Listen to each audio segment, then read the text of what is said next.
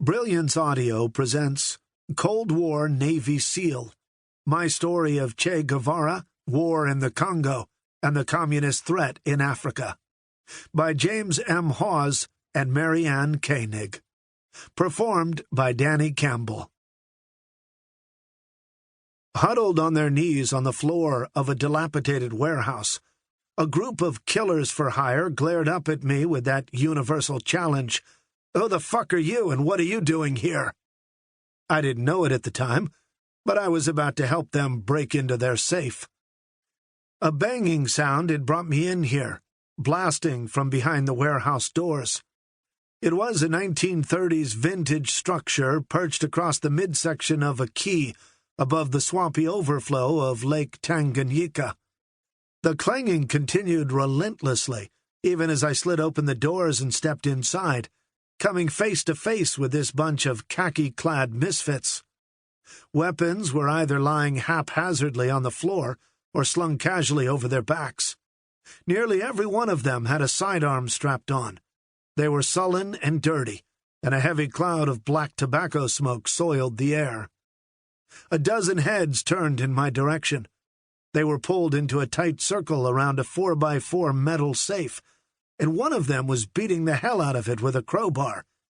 It was their spoils of war, the loot they liberated while on a recent assault. I had just crashed their party. I knew these guys were 5 commando mercenaries, Lieutenant Colonel Mad Mike Hawes' troops. Probably the most famous mercenary in modern history, the colorful Mad Mike collected a hodgepodge of experienced soldiers, pretenders, and combat cast-offs the way others collected stamps. He had ability and charisma, and never shied away from an opportunity to inflate his reputation. His exploits in Africa are said to be the inspiration for Daniel Carney's novel and film The Wild Geese, which starred Richard Burton and Roger Moore. Over the next few months, I would learn firsthand of the vicious nature of this 5 commando band of cutthroats, the way they almost revered a code of duplicity instead of loyalty, and how their ruthless tactics adhered only to a pale version of military standard. These all-white paramilitaries from former British colonies in Africa, Europe, and the UK were definitely not your well-disciplined combat troops. They had little respect for treatment of civilians and property, particularly safes, and they would demonstrate their shady conduct many times while I worked with them. But right now I was having my maiden encounter, and it wasn't going that well. My entrance was only a momentary distraction, however, and they quickly got back to work. The hellish banging started up again as one of them slammed the crowbar repeatedly across the safe. A tall, lanky guy in a dirty uniform walked up carrying a burlap sack. He fished a sizable quantity of C3 plastic explosive out of the bag and began to pack it onto the safe. It was a pitiful sight. I was a Navy SEAL, and the D in my UDT training stood for demolition, so I caught myself about to laugh at their amateurish blundering. This was my first indicator that professionalism was not the hallmark of a 5 commando Congo mercenary.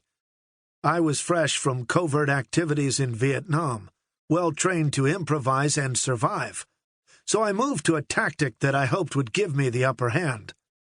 I knew that first impressions could make or break an officer, and that this initial confrontation would be pivotal if I was going to succeed in the Congo. If the 5 commando thought I had rank and knowledge on them, I would command their grudging respect. My mission was to build a mercenary navy and defeat the communist-backed rebels. The 5 commando would be the source from which I would recruit my naval personnel, which meant I needed them to believe I had the U.S. government behind me.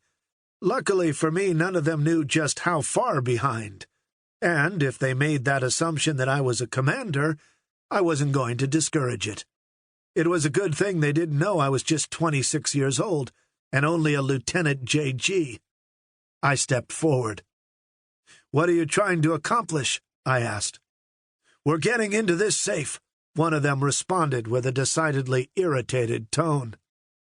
Well, you're about to blow up the entire warehouse, I said, and especially whatever's inside that safe.